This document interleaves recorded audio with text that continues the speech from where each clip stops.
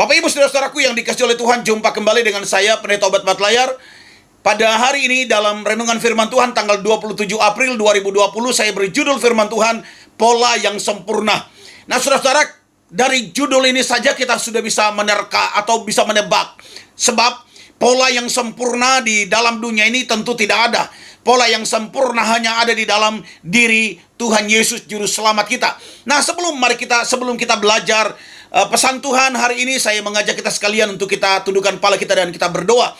Bapa, di dalam nama Yesus, Engkau Tuhan Juru Selamat kami, Engkau sumber pertolongan, Engkau sumber segalanya dalam hidup kami, Engkau tempat pelarian kami. Bapa, Engkaulah pola terbaik yang harus kami teladani. Kami percaya waktu kami mengerti firman dan kami mulai belajar meneladani pribadi Yesus, Sang Juru Selamat kami, maka segala janji-Mu yang hebat pasti terjadi atas kehidupan kami. Berbicara kepada kami dalam nama Yesus, kami siap diberkati Tuhan. Haleluya.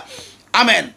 Baik Bapak Ibu Saudara-saudaraku yang dikasihi oleh Tuhan, pola yang sempurna. Mari kita buka dalam Injil Lukas pasal 23 ayat 34 yang menjadi fokus perhatian kita.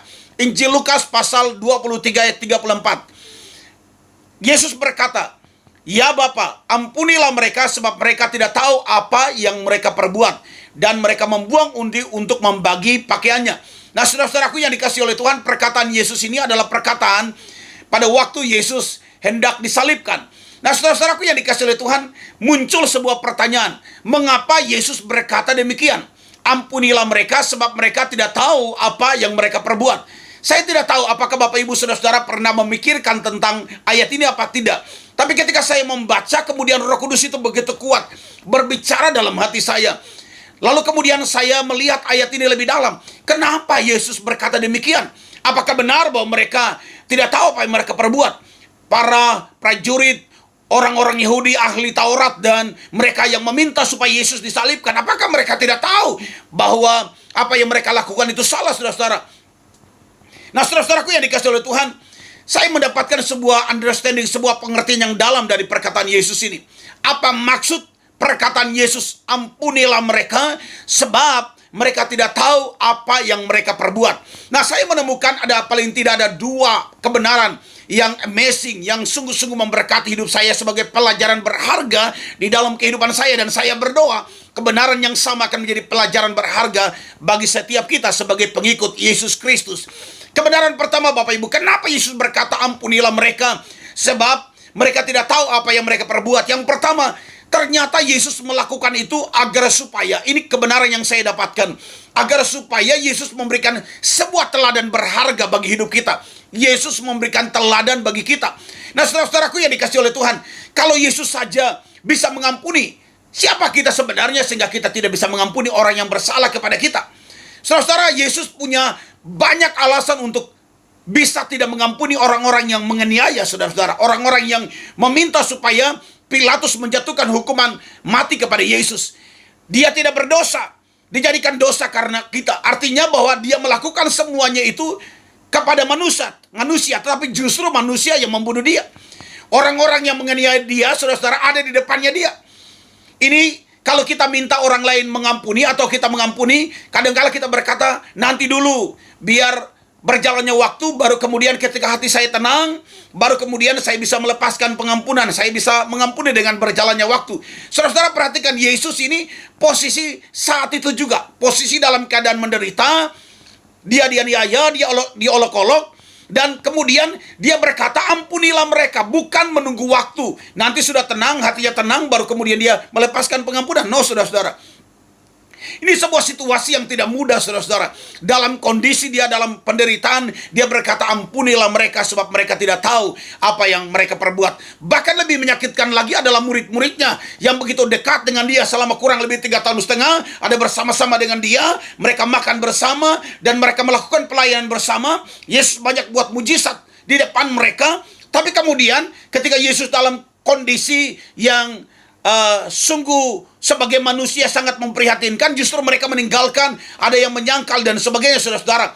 Nah, dengar saudara-saudara, inilah prinsip yang saya temukan, inilah prinsip pengampunan yang tidak mengenal alasan. Saudara-saudara, saya berdoa supaya kita dapat belajar dari kebenaran ini, mendapatkan sebuah pelajaran penting, pelajaran berharga dari pelajaran hari ini tentang pengampunan. Nah, saudara-saudaraku yang dikasihi oleh Tuhan, sekali lagi firman Tuhan berkata dalam kitab Markus, kalau kita tidak mengampuni, maka Bapa di sorga juga tidak mengampuni kita. Mari kita belajar dari pribadi Yesus yang luar biasa. Pengampunan itu tanpa mengenal alasan. Kalau Yesus menggunakan alasan, tentu dia tidak akan pernah berdoa seperti itu, saudara-saudara. Tapi Yesus melakukannya untuk menjadi teladan bagi kita. Kalau kita mau mengampuni, ampuni saja. Jangan cari alasan. Oh, saya tidak bisa mengampuni sebab orang itu terlalu menyakiti hati saya. Kalau kita melihat kondisi yang dihadapi oleh Yesus, sungguh luar biasa. Tapi dia memberikan teladan kepada kita. Saya berdoa, kebenaran ini sungguh-sungguh akan menolong kita untuk mampu melepaskan pengampunan kepada orang-orang yang sering menyakiti kita. Kebenaran kedua, Bapak Ibu Saudara-saudara, kenapa Yesus berkata ampunilah mereka? Sebab mereka tidak tahu apa yang mereka perbuat. Ini yang saya dapat. Yesus hendak memberikan pelajaran kepada kita bahwa mengampuni artinya melupakan kesalahan.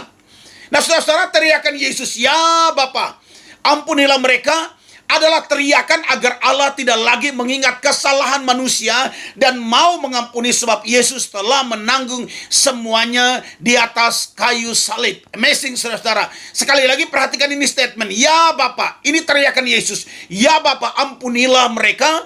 Ini adalah teriakan agar Allah tidak lagi mengingat kesalahan manusia, tidak lagi mengingat kesalahan saudara dan saya, dan mau mengampuni sebab Yesus telah menanggung semuanya di atas kayu salib. Teriakan ini juga artinya teriakan bahwa banyak kali manusia di dalam keberdosaan tidak menyadari dirinya, namun Allah tetap mau saudara-saudara, Allah tetap di dalam kasih-Nya yang besar, Dia memberikan pengampunan kepada kita. Saudara-saudara, ada seorang tokoh di Afrika yang kita kenal, namanya Nelson Mandela.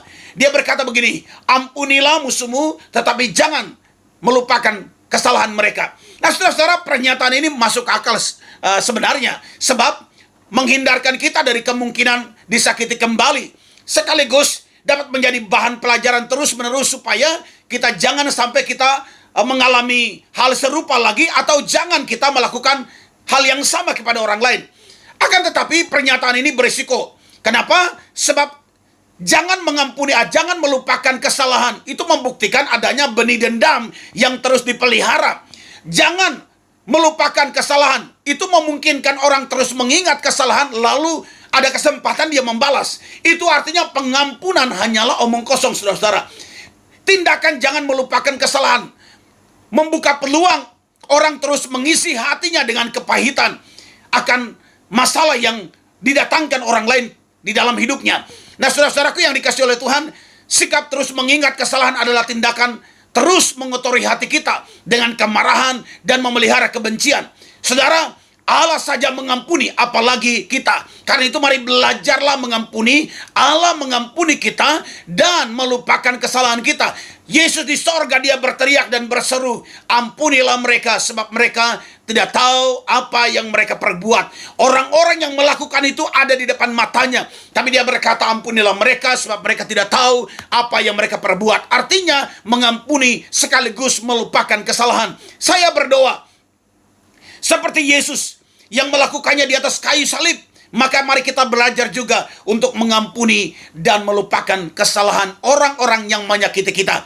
Pengampunan diberikan tanpa melupakan kesalahan adalah pengampunan tanpa ketulusan. Saya berdoa, renungan firman Tuhan ini akan menolong kita meneladani pola yang Yesus sudah berikan kepada kita semua. Ingatlah bahwa setelah Yesus melewati semua perjalanan panjang, perjalanan penuh derita, Yesus dimuliakan. I believe, saya percaya, ketika kita mengampuni, memang mungkin rasanya ada penderitaan yang kita pikul, tetapi percayalah, jika saudara dan saya kita melakukannya dengan tulus, memberikan pengampunan, melepaskan pengampunan kepada orang-orang yang menyakiti kita, maka kemuliaan sedang menanti kita di depan. Doa saya menyertai saudara, Immanuel, Allah beserta kita. Tuhan Yesus memberkati kita sekalian. Amin. Mari kita berdoa. Bapa, di dalam nama Yesus, ajarkan kepada kami supaya kami tidak hanya menjadi pendengar yang baik dari setiap firman-Mu, tetapi kami menjadi pelaku dari setiap firman-Mu yang kami dengar. Di dalam nama Yesus kami percaya ketika kami mampu meneladani Yesus, melepaskan pengampunan kepada orang-orang di sekitar kami, ada kemuliaan Tuhan yang besar yang akan kami alami dalam kehidupan kami. Di dalam nama Yesus, Haleluya. Amin.